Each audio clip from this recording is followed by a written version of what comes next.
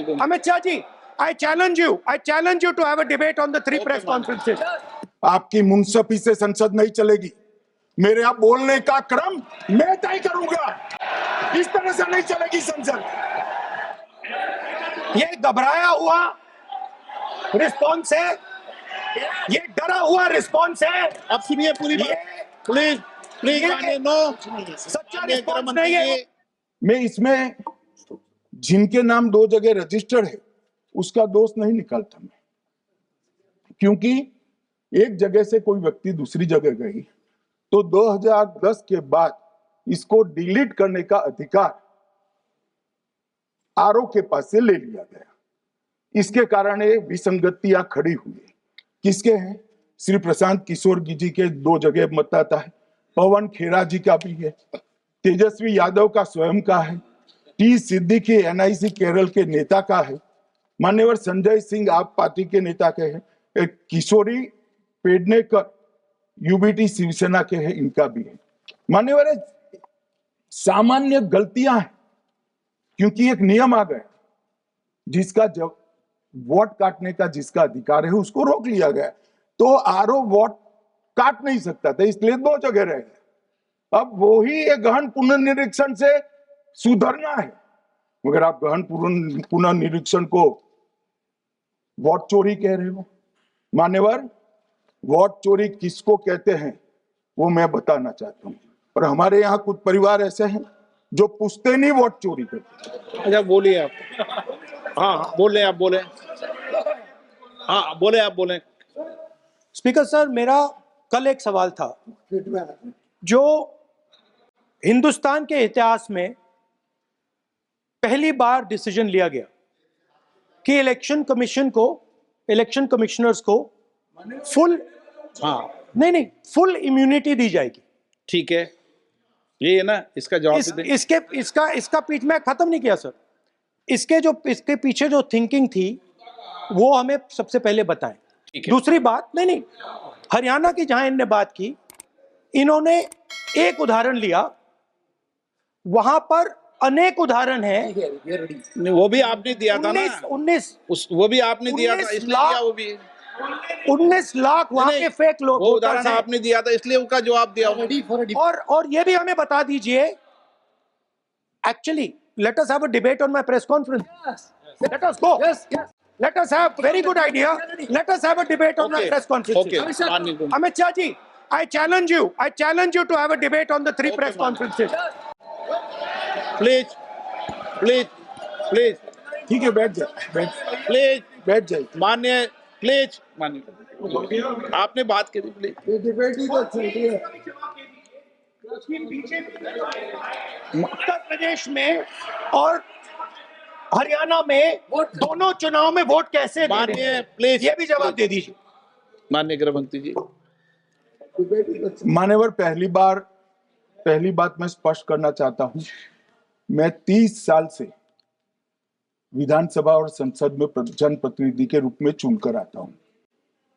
मुझे लंबा अनुभव है संसदीय प्रणाली का। विपक्ष के नेता महोदय कहते हैं कि पहले मेरी बात का आप जवाब दीजिए, मैं सुनना चाहता हूं। आपकी मुंसफी से संसद नहीं चलेगी। मेरे यहाँ बोलने का क्रम मैं तय करूंगा। इस तरह से नहीं चलेगी संसद। मान्यवर, उनको धैर्य रखना चाहिए, मेरा जवाब सुनने का। इनकी एक बात का जवाब मैं दूंगा, मगर मेरे भाषण का क्रम वो तय नहीं कर सकते, मैं करूंगा, क्योंकि मैं बोल रहा हूं। मन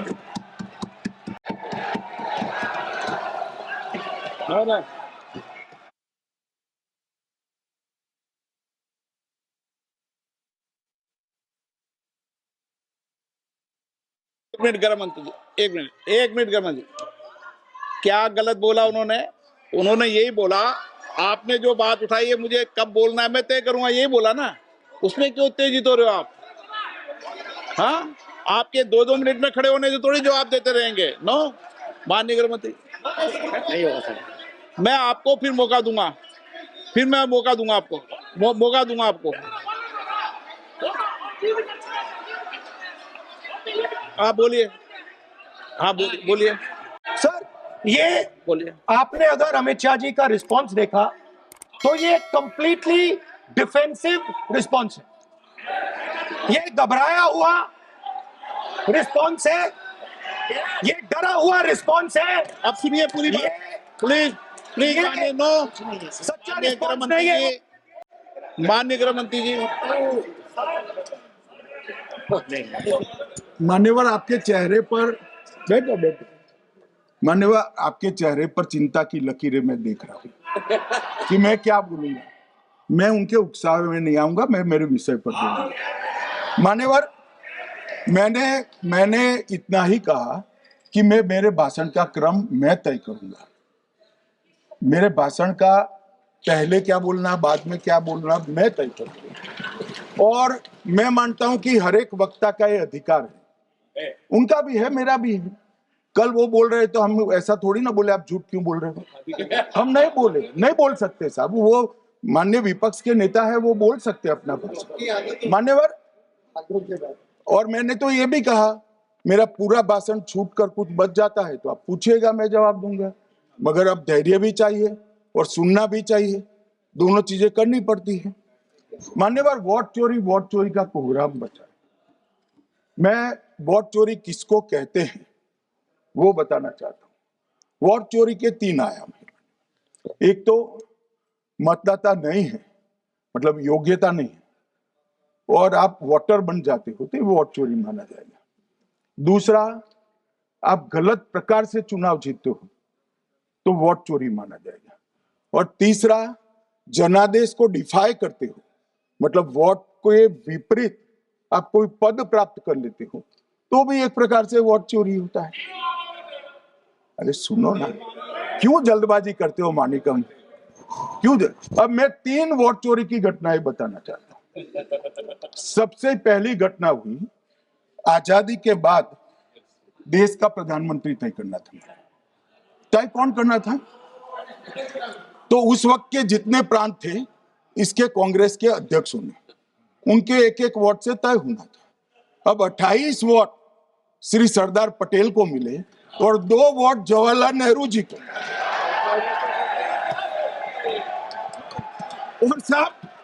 और साहब प्रधानमंत्री जवाहरलाल जी बने।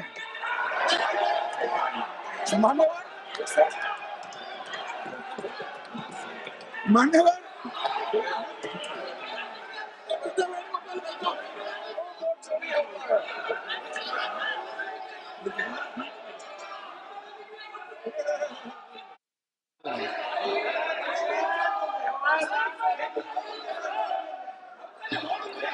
प्लीज। माननीय गृह मंत्री जी, माननीय गृह मंत्री जी,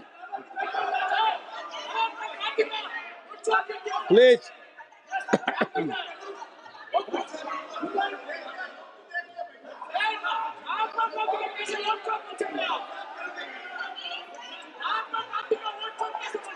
बैठो बैठो, बैठिए माने, प्लीज प्लीज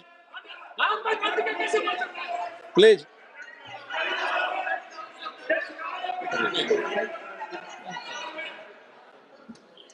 मान्यवर, दूसरी, प्लीज बैठिए बैठिए माननीय सदस्य, प्लीज, हर बार नहीं उठते, बैठिए। मान्यवर, दूसरे प्रकार की वोट चोरी और नैतिक तरीके से चुनाव जीते, ऐसी वोट चोरी भी भूतकाल में एक बार हुई थी। श्रीमती इंदिरा गांधी रायबरेली से चुनी गई। इलाहाबाद हाईकोर्ट में श्री राजनारायण पहुंचे कि चुनाव नियमों के अनुसार नहीं हुआ। इलाहाबाद हाईकोर्ट ने ये तय कर दिया कि श्रीमती गांधी ने उचित तरीके से चुनाव नहीं जीता है, हम इसको रद्द कर देते। मान्यवर, ये भी वोट चोरी थी, बहुत बड़ी वोट चोरी थी।